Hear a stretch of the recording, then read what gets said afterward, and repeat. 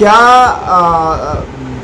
भाजपा सचमुच जो कांग्रेस की स्ट्रेटजी है, जो कांग्रेस एक्टिव दिख रही है, या कांग्रेस का दावा है कि राहुल गांधी बहुत सक्रिय हैं और उनका संगठन बहुत सक्रिय है और इस कारण न केवल भाजपा बल्कि प्रधानमंत्री घबराए हुए हैं, डरे हुए हैं, इसलिए उन्होंने अपनी स्ट्रैटेजी में परिवर्तन किया है।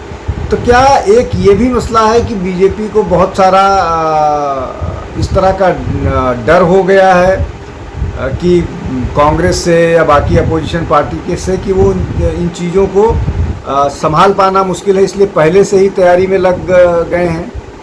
तो ये भी एक फैक्टर कहा जा रहा है, लेकिन बीजेपी की अपनी इस पर असहमति है।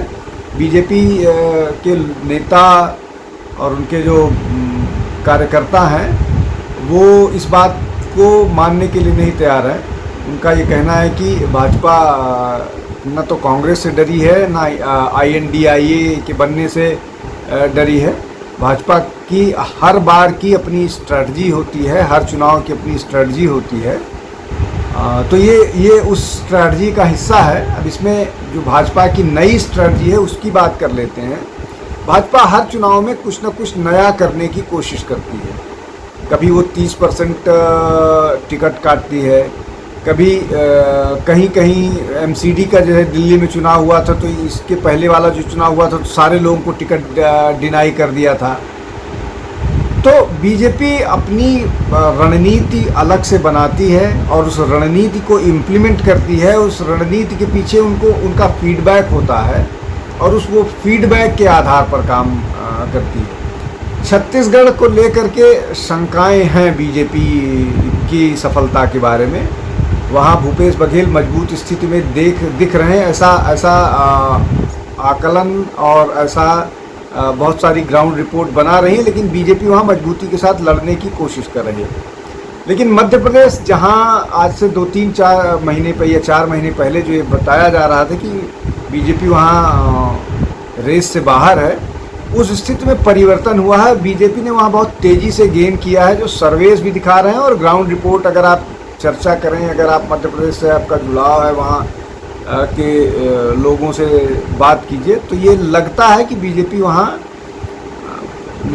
गेन करने लगी है और कांग्रेस को चैलेंज देना वहाँ बीजेपी को मुश्किल लग रहा है। हालांकि बहुत सारे सिंधिया के समर्थक वापस कांग्रेस आ रहे हैं, तो इसको भी लोग एक इशारा मान रहे हैं और लंबे काफिले के साथ एक समर्थक 700 कार के काफिले के साथ, एक समर्थक 1200 कार के काफिले के साथ भोपाल पहुंचा और उसने भाजपा की सदस्यता छोड़कर कांग्रेस ज्वाइन की। तो ये एक और मसला है, ये एक और फैक्टर है। लेकिन ये जो बात कही जा रही थी, ये बात कही जा रही है कि भाजपा वहाँ कमज़ोर है, मध्य प्रदेश में वैसा नहीं दिख रहा है अब। लेकिन ऐसा भी नहीं है कि एक तरफा हो गया है मामला जैसा राजस्थान में है। छत्तीसगढ़ में अभी भी एडवांटेज